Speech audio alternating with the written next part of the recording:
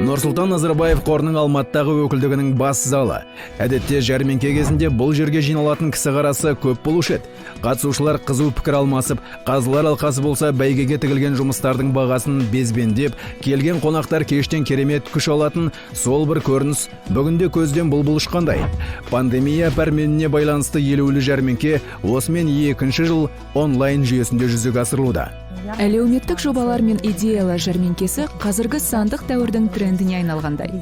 Біз осыған дейін ойластырған жобаларымызды соны технология тілімен бір арнада үндестіре алдық. Ауылдық жерлердегі үкіметтік емес ұйымдардың жұмысына байланысты белгілі бір қиындықтар туындағанына қарамастан, осы шараның жоғары деңгейде өтуі үшін барлық жағдай жасалды. Қатысушылар онлайн форматтағы жәрмеңкеде дәстүрлі кездесудегідей әсер алмасы анық. Алайда онлайнның бұл олқылықтың орнын толтырар тұстар да жоқ емес. Атап айтсақ, жәрмеңкенің географиясы кеңейтілді. Биыл аталған жәрмеңкеге қатысуға 221 адам өтініш жолдаған. Бұл рекордтық көрсеткіш. Еліміздің барлық өңірін қамтыған жәрмеңкедегі жоба авторларының көпшілігі шағын қалалардан шыққандар болса, тағы бір бөлігі өз туындыларын шалғайдағы елді мекен тұрғындарына арнап жасағандар. Менің ұсынып отырған жобам не жайлы деп ойлайсыз? Бұл жобадағы жұмыстар ерекше балалардың ата-аналарына қолдау көрсетуді қамтиды.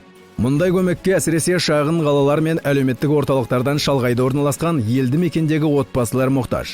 Гүлмира Пармышева балалардың тілін дамытуға жәрдемдесіп, тіпті кей жағдайда емдік пайдасын да беретін ерекше ойыншықтар өндіретін инклюзивтік шеберхана ойлап тапқан жан. Биылғы жәрмеңкеде ол өзінің кішкентаймен 17 минут атты жобасын ұсынып отыр.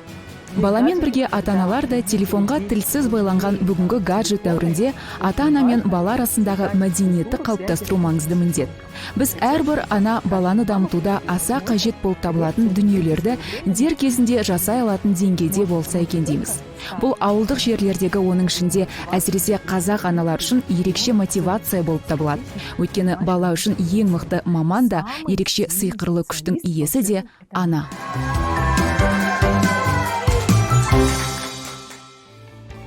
Биылғы жылғы жәрмеңкеде КО қоғамдағы мүмкіндігі шектеулі жандарды әлеуметтік бейімдеу мен оңалтуға жәрдемдесу, халықты әлеуметтік құқықтық қорғау, азаматтық құқықтар мен бастамаларды қорғау және адам денсаулығы мен қоршаған ортаны қорғау деп аталған 3 номинация бойынша өтінім берілді.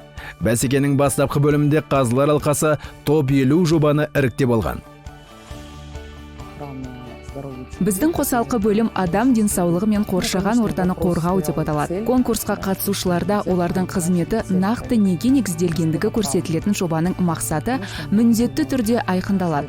Қоршаған ортаны қорғау, халықтың денсаулығын қорғауға байланысты талаптарды қатаң сақтау қажет. Идеяның өзектілігінен бөлек, оның әлеуметтік тиімділігі мен тұрақтылығы да ерекше таразыға тартылды. Яғни, бұл ретте ұсынылған әр идеяның нақты бизнес жоспары және одан арғы дамуының жоспары болуы тиіс. Осылайша сан сараптамалық сөзгінің нәтижесінде жәрмеңке финалына тек ауқымды жобалар ғана емес, сонымен бірге өмір сапасын өзгертуге, тұрақты даму мақсатында әлеуметтік экономикалық мәселелерді өңірлік деңгейде шешуге мүмкіндік беретін идеялар да өтті. Біз барлық финалистерге сәттілік тілейміз. Бұл жәрмеңке барлық КО үшін ерекше ынталандырушы күш болып табылады. Конкурсқа қатысушылардың өз күштеріне сеніп, өз кезегінде өзекті, қызықты және әлеуметтік маңызға ие жобалар жасауына жәрдемдеседі. Біздің көзқарасымыз бойынша әр қатысушы жүлдегер болуға лайықты. Бірақ нақты кімнің жеңіс тұғырынан көрінетінін қазылар алқасының шешімі анықтайды.